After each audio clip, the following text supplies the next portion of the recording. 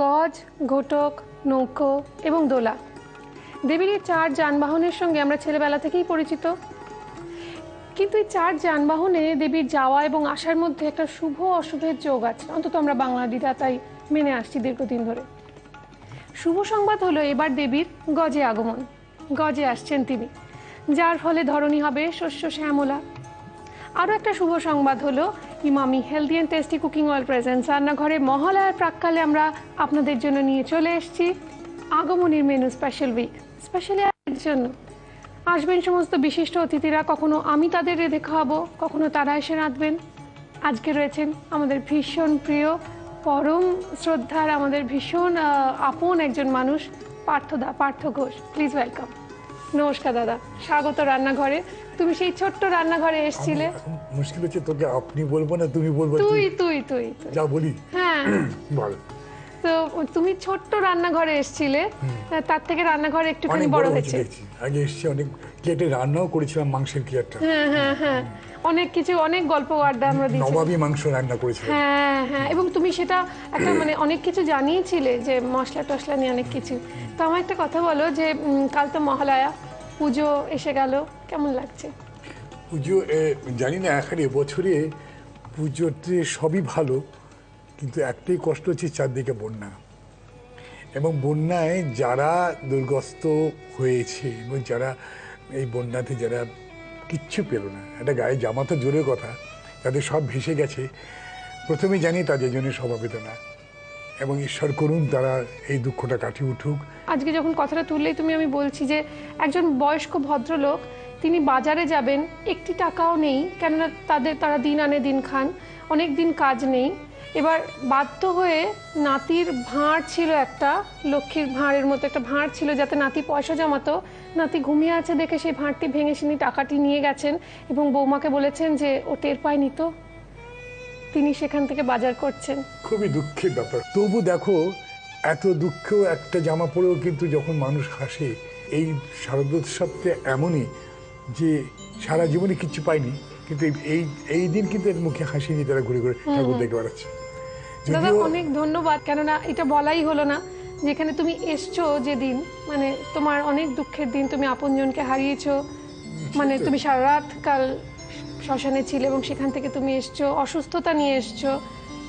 আমরা সত্যি ধন্যবাদ শব্দটা ভীষণ ছোট মনে হচ্ছে। এটা কেন, এটা তো আনন্দের ব্যাপার, তোমাদের মতো মানুষের সঙ্গ পাওয়া। পুজোর সময় তুমি কি খাওয়াচ্ছ লোককে? আজকে যেটা বানাতে শেখাচ্ছি সেটা হচ্ছে একেবারেই আমার রান্না নয়, কিন্তু রান্নাটার আগে বলে নেওয়া প্রয়োজন যে বাঙালি মধ্যবিত্ত পরিবারে সব থেকে বেশি আজও যে প্রভাবটা রয়ে গেছে সেটা হচ্ছে ঠাকুরবাড়ির রান্নাবান্না। সেই ঠাকুরবাড়িতে মাছের রোস্ট হতো একটা, অপূর্ব তার টেস্ট। আমি বাড়িতে বানিয়ে দেখেছি, অসাধারণ খেতে এবং ভীষণ তাড়াতাড়ি সহজে রান্না হয়ে যায়, শুধু একটু ম্যারিনেশন দরকার হয়। কি করে রান্নাটা হবে, কিভাবে ম্যারিনেশন হবে, সমস্তটা জানাবো, কিন্তু তার আগে চলুন চট করে ঢুকে পড়া যাক কিচেনে। মাছের যেখানে রান্নাগুলো আছে সেখানে আমরা পাই ইলিশ বা রুই মাছের রোস্ট। এখানে বলা হচ্ছে মাছ বড় টুকরো করে কেটে ধুয়ে রাখো, পেঁয়াজ, আদা, রসুন, লঙ্কা মিহি করে বেটে কাটা মাছে মাখো। কি মশলাগুলো কি কি? এখন বলবো না, বলবো, আগে মশলাগুলো বলে দিই, পুরো রান্নাটা বলে দিলে হয়েই গেল। মশলাগুলো কি কি বলছি এক এক করে। রয়েছে রুই মাছ, রয়েছে নুন, চিনি, ভিনিগার, আদা বাটা, রসুন বাটা, কাঁচা লঙ্কা বাটা, এর বদলে শুকনো লঙ্কা বাটাও আপনারা কিন্তু ব্যবহার করতে পারেন। ঠাকুরবাড়ির রান্নায় আমরা দেখেছি শুকনো লঙ্কারও কিন্তু ভীষণ প্রভাব রয়েছে। ঘি রয়েছে পেঁয়াজ বাটা। এই দিয়ে হয়ে যাচ্ছে মাছের রোস্ট। রুই মাছের রোস্ট বানাচ্ছি আমরা। মাছের একটা আষ্টে গন্ধ থাকে, ভিনিগারে সেটা চলেও যাবে এবং মাছটা নরম হতেও হেল্প করবে। আমার তো বারবার আমি আমার শোতে বলেছি, শঙ্খবাবুর সেই মানে ছোট্ট ছড়া, মানে যখন নামে বৃষ্টি পড়তে বসি হিস্ট্রি, কিন্তু কেন সব ভুলে যাই সেটাই একটা মিস্ট্রি। আমার তো সেটাই হতো। আমার যেটা আমি একবারই জীবনে, দেখো আমি তোমার সামনে যে পাপ স্বীকার করছি, একবারই হাতে নয় সাল লিখে নিয়ে গেছিলাম পরীক্ষার খাতায়। আশ্চর্য ব্যাপার, যে কটা লিখে নিয়ে গেছি সব কটা দেখলাম আমার হলে গিয়ে মনে আছে। তো হ্যাঁ, হিস্ট্রি নিয়ে সবারই একটা নার্ভাসনেস থাকে, ভয় থাকে। আচ্ছা, আমি এক এক করে একটু পেঁয়াজ বাটা। কি করছিস বল, একটু কি কি দিলি? আগে তো ভিনিগার দিলি, তারপর পেঁয়াজ বাটা। আচ্ছা, এটা একটু মেন হচ্ছে ম্যারিনেশনটা, আমরা একটু তাড়াহুড়ো করে দেখিয়ে দিচ্ছি ঠিকই, এটা ঘন্টাখানেক ম্যারিনেট করে রাখতে হবে। বলছিলাম আমার গলা আমার সঙ্গ দিচ্ছে না, আমার মানে গলা নিয়ে খুব ভুগছিল সে অ্যাক্সিডেন্টের পর থেকে। এবার দেবো রসুন বাটা বেশ খানিকটা, আদার চেয়ে কিঞ্চিত বেশি। ইলিশ মাছ, ভেটকি মাছ, কিন্তু ইলিশ মাছ কি রোস্ট ভালো লাগে আমি জানি না। হ্যাঁ, ইলিশ মাছের রোস্ট খুব ভালো হয়। তাই? হ্যাঁ, এটা বাংলাদেশের মানুষজন ওরা খুব খায়, খুব ভালোবাসে। দুর্গাপূজায় যাতে বাঙালির পাতে ইলিশ পড়ে, তাই আমাদের মাননীয় মুখ্যমন্ত্রী তো কথা বলেছেন বাংলাদেশের প্রধানমন্ত্রীর সঙ্গে, তো সেই ব্যবস্থাও হচ্ছে, ইলিশ মাছ আসবে পুজোয় ভালো। কিন্তু অসম্ভব দাম হয়ে গেছে পার্থ, দাম অনেক সাধারণ মানুষের নাগালের বাইরে। তার চেয়েও 600 টাকা, 700 টাকা, 800 টাকা কলকারখানার ওই যে তেল এসে পড়ে না গঙ্গাতে, তার ফলে গঙ্গার যে একটু চিনি দিলাম। হ্যাঁ, যে ময়লাটা এসে গেছে তার জন্য টেস্ট ভালো হচ্ছে না। তাই? আচ্ছা, এটা মাখিয়ে রেখে দিতে হবে কতক্ষণ মানে 1 ঘন্টা মাখিয়ে রেখে দিতে হবে, কিন্তু আমাদের তো সময় নেই। এই টোটাল রান্নাটা ঘিতে হবে, কেমন? আমি এটা একটু মাছগুলো আগে ভাজতে দেব, যেটুকু মশলার গায়ে লেগে থাকে সেটুকুই। ভাজা কি কড়া করে ভাজা হয় না, এক এক করে মাছগুলো দিচ্ছি আমি।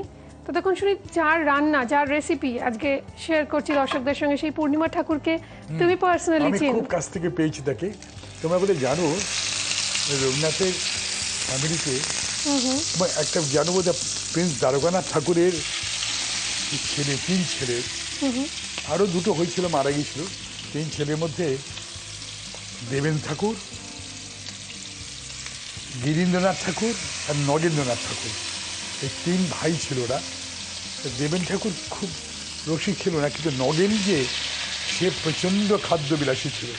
তারই বংশধর হচ্ছে পূর্ণিমা ঠাকুর, মানে তাদের বংশধরের নাথ বউ। এবং পূর্ণিমা ঠাকুর যে নিজে এত ভালো রান্না জানতেন, এত রকম জানতাম না। তাদের কত মাইনে ছিল জানিস? কত? 6 আনা। 6 আনা মানে কত? তখনকার দিনে 6 আনা, আজকের দিনে কত ক আনা হয় মানে 1 টাকার থেকে কম তো। হ্যাঁ, 4 আনা মানে 16 আনায় তো 1 টাকা। আচ্ছা, হ্যাঁ 16 আনা 1 টাকা, 4 আনা হচ্ছে 25 পয়সা। না, আমি তো দেখিনি।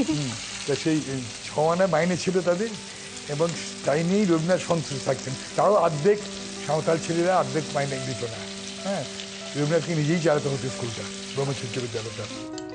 দেখুন, ঠিক রোস্ট চিকেন যেরকম সাদা ধবধবে দেখতে হয়, তার সঙ্গে একটু কালো কালো, সেরকমই দেখতে হয়েছে। এবার বাকি যে মশলাটা ছিল সেটা আমাদের একটু কষতে হবে। এটাকে ভাজবি?